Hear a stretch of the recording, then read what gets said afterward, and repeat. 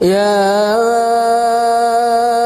أيها الذين آمنوا استعينوا بالصبر والصلاة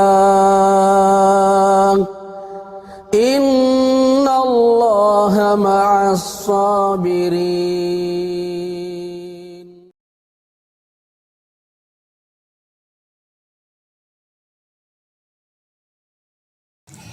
Baik, ikhwan dan akhwat yang dirahmati oleh Allah Subhanahu wa taala. Secara umum ya, dalil bahwasanya Allah di atas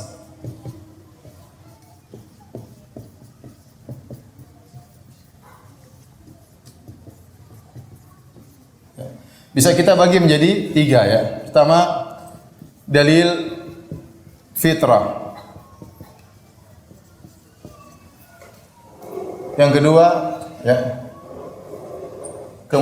dalil nusus, itu Al-Quran dan Sunnah.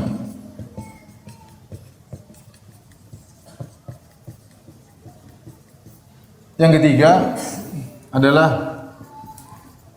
dalil akal. Adapun dalil fitrah, ya, sering kita sampaikan, ya, banyak sekali dalil yang menunjukkan bahwasanya Allah di atas, di antaranya perkataan orang awam, ya. Orang-orang awam apa mereka berkata? Ya. Kita serahkan kepada yang di atas.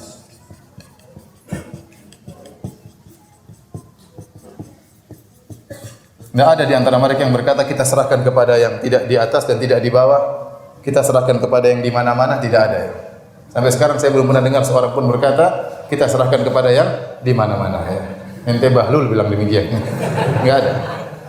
Kemudian perkataan mereka juga, mereka berkata kalau yang di atas sudah mentakdirkan, mau apa lagi kata mereka? Mau apa lagi? Tidak ada yang pernah berkata kalau yang tidak di mana-mana, tidak di atas, tidak di bawah sudah memutuskan, mau apa lagi? Tidak ada yang mengatakan demikian. Semua mengatakan kalau di atas sudah memutuskan, mau apa lagi? Ini keluar dari, ya, dari mulut mereka, dari orang-orang awam. Tapi kalau kita tanya, Allah di mana? Mereka bilang Allah di mana-mana. Maksud mereka Allah di mana-mana adalah ilmu Allah meliputi segala sesuatu. Tapi fitrah mereka, ya, yang mereka ucapkan tanpa mikir terlebih dahulu, tanpa direnungkan terlebih dahulu, langsung mereka mengatakan Allah di atas. Ya. Oleh karenanya, tatkala mereka bicara tentang Allah, tentang Tuhan, jari mereka menunjuk ke atas.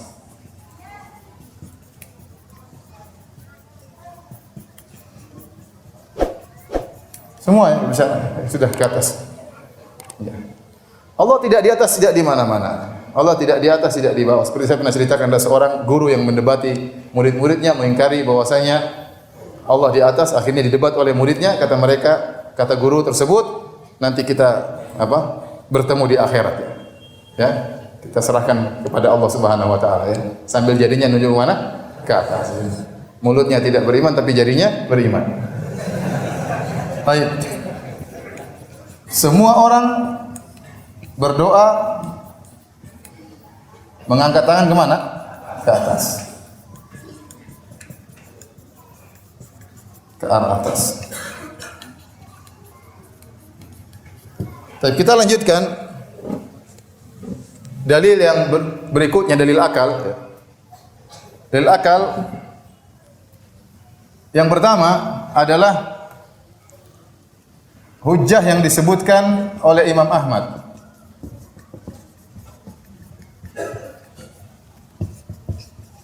Oleh Imam Ahmad dalam kitabnya Ar-Rad 'alal Jahmiyah, waktu membantah orang-orang Jahmiyah. Beliau berkata, sungguhnya Allah Subhanahu wa taala dahulu sendirian, sebagaimana dalam hadis, kana Allah wa lam yakun syai'un ghairahu.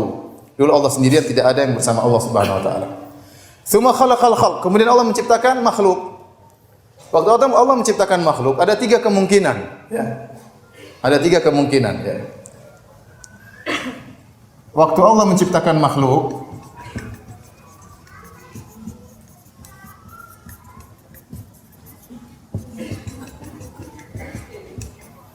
ada 3 kemungkinan. Yang pertama, Allah ciptakan makhluk di dalam zatnya, dalam zat Allah. Yang kedua, Allah menciptakan makhluk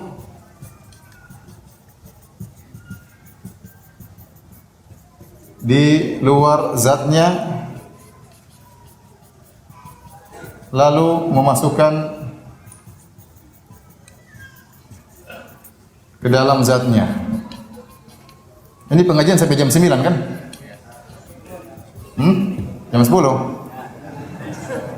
Yang ketiga, Allah setelah dia menciptakan di luar zatnya kemudian dimasukkan dalam zatnya. Allah menciptakan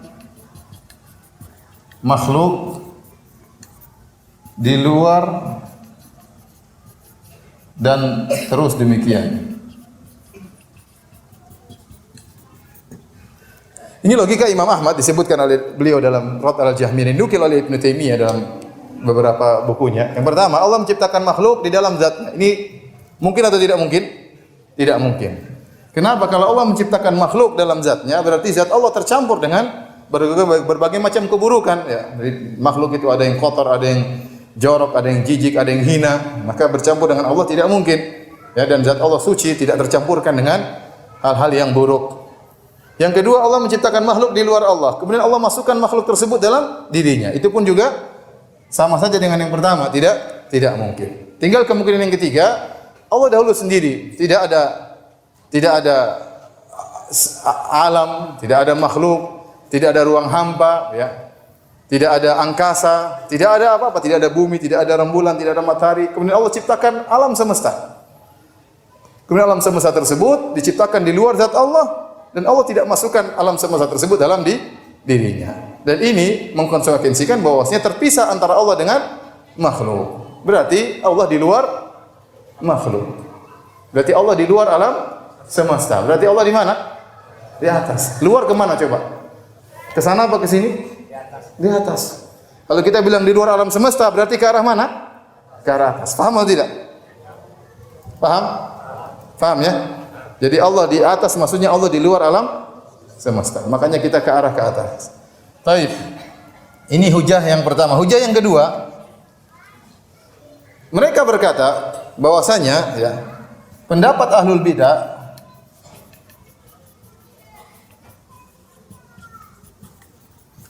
tidak masuk akal, lebih tidak masuk akal. Apa pendapat mereka? Di antara mereka mengatakan Allah di mana-mana.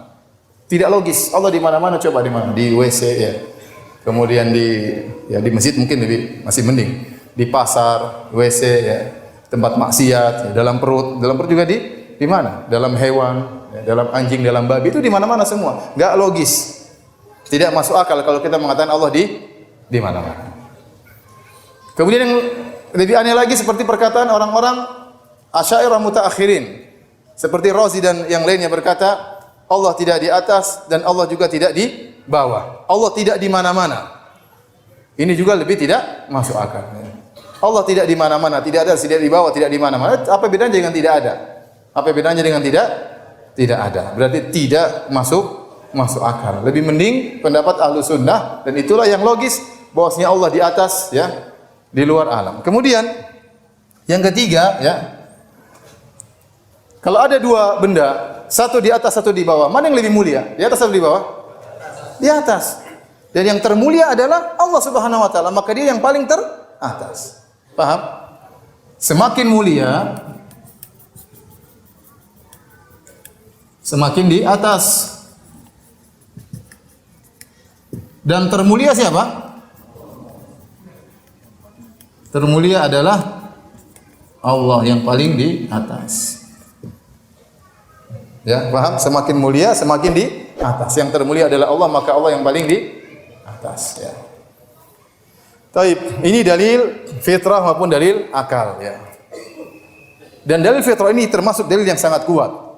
Ini dipahami oleh ahlul bidah. Oleh karenanya Ar-Razi dalam bukunya Asasut Taqdis waktu dia menyebutkan terlalu banyak dalil menunjukkan Allah di atas, maka dia mengatakan wa man arada an yashra fil ma'arifil ilahiyyah falyastahdits li nafsihi fitratan ukhra. Kata dia, barang siapa yang ingin berbicara tentang Allah, maka timbulkanlah fitrah yang baru.